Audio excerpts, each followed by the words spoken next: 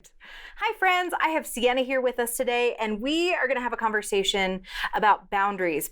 And I know that we've talked about boundaries before, but the holidays are right around the corner.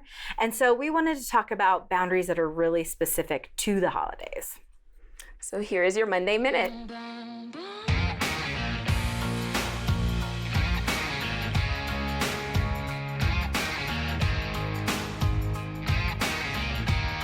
Hey, okay. So Sienna, let's just first set the stage. We can assume people know about boundaries or they've heard our other episodes about boundaries, but let's just bare bones, what is boundaries? The way I like to think about boundaries is that they are established barriers to help define a space or an area. Yeah. So if you think about like a fence in a yard between two neighbors, Yep. you know, one side of the fence we know is ours, belongs to us, we're responsible for it. And on the other side of the fence, that belongs to the neighbor, and it's their job to take care of it. Totally. Perfect. I love that. I feel like that's a good visual picture. I know a lot of people feel like putting boundaries in place can feel bad or feel negative. So using kind of the analogy of a fence, why is it good to have boundaries in general? Yeah. Well, like in relationships, it's important to know where you begin and end and where that other person begins and end for you to maintain a healthy, like happy relationship. Totally.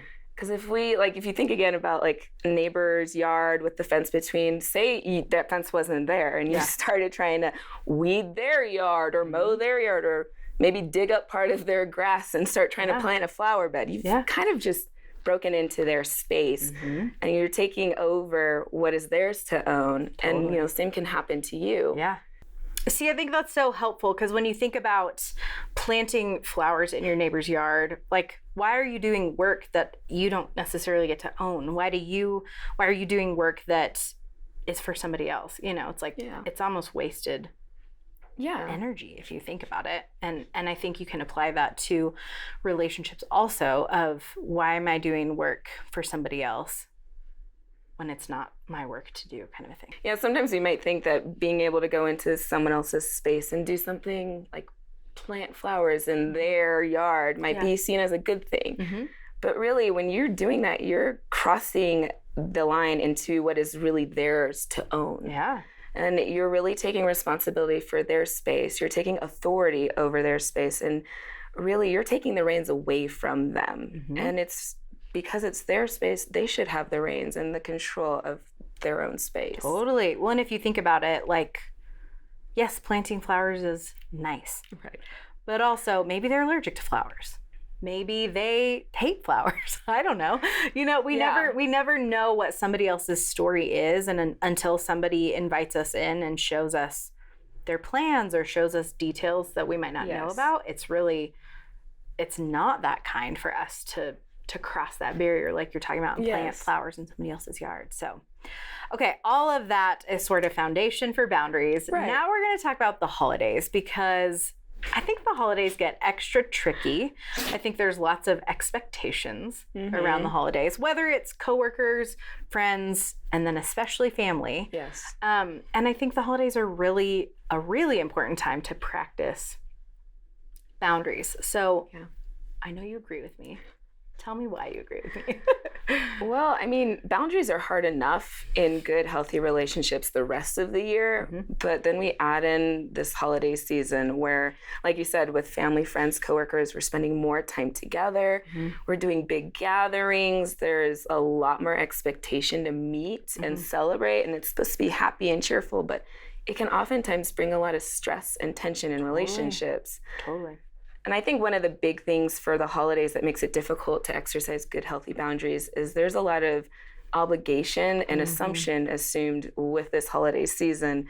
And we're expected to be a certain way and to just kind of always be there and be at every party, be a part of every family tradition, go to every work party. And it can be a lot. And it can be really hard to decide, maybe I'm going to have some boundaries in this season. Absolutely. And I think even just hearing you say that, I was having these like Hallmark moments flash through my mind, you know? Right. And I think our culture kind of paints this idea of like what the holidays are supposed to be. And for all of us, that's not true. Like sometimes the holidays, I think, bring a lot of pain or uncertainty or fear or anxiety. And so I think because of that, first, it's really fair to acknowledge what the holidays do look like for us. And then once we acknowledge that, then we can start practicing the boundaries of not feeling like we have to be in somebody else's yard all the time, you know? Yes. No, I think that's so important because, I mean, I think about sometimes some holiday seasons in my life where I was working full time and I was in school and had lots of homework. You know, you're in your finals week. And then you have, okay, we're going to decorate the tree as a family. We're going to make a bunch of Christmas cookies and we're going to go to this party and we're going to go Christmas shopping over here. And it's a lot. Yeah. And you don't feel like you have the ability to say no to any of it because of that obligation, that assumption that you're going to be a part of everything. Absolutely. No, I totally agree. So what would your advice be for some of us to start practicing putting boundaries in place when it comes to a Christmas party or it comes to family events and gatherings and things like that? Yeah, well, there's a few key things that I think are important for us to keep in mind when we're going into the holiday season and want to keep those good boundaries. One of the most important things I think people need to do first within themselves is to do that self-awareness piece, that reflection of what is it that you really want? What is it that you need? So many of us just kind of jump in and just kind of we're more reactionary. We go with it and we never actually ask ourselves what it is we want. So like, do you need some time to yourself? Are you really busy? Do you actually have time to be able to go and do all these different things? Do you even like the people that you're being asked to spend time with? Yeah, it's a fair question. I mean, you really need to consider all those different things before we get into the holiday season. So then you can start establishing what it is that you're willing to do because you want to do it versus things that, you know, I don't really want to do this. And so if I get asked, maybe I'm going to say no instead. Absolutely. And I think what you're saying is so key is almost coming up with a game plan beforehand, thinking through, okay, I know these parties are going to happen. Do I want to be there? Do I not? And when we get to think about that ahead of time, we get to come up with what we want to say ahead of time, because sometimes it can be really awkward in that moment when your coworker's like, hey, you going to be there? And you're like, ooh, I don't know what to tell you right now, you know? So I think kind of game planning it ahead of time can be really helpful. And I think something that's really important as somebody who historically has been bad with boundaries and I'm learning and growing and becoming better, I think something I always felt was that I owed people an explanation for why I wasn't coming. And so the biggest thing that has really given me freedom, and I know a lot of other people, is realizing I don't owe anybody an explanation for why I'm not going to be there, why I'm only going to stay an hour, why I'm showing up late, whatever the thing might be. Like we don't owe people an answer. And when we don't owe them the answer, when we don't give into that, that's also placing a boundary of saying, hey, I'll be there at 8. Can't wait to see you, you know? And you just sort of like draw that line and like you don't get to cross that line and ask me why or whatever, you know? So friends, I really want you guys to be thinking about what are your boundaries? What are you willing to do to care for yourself, to get yourself what you need in the middle of the holiday season, like Sienna was saying? Self-reflect, ask yourself what you need in those moments.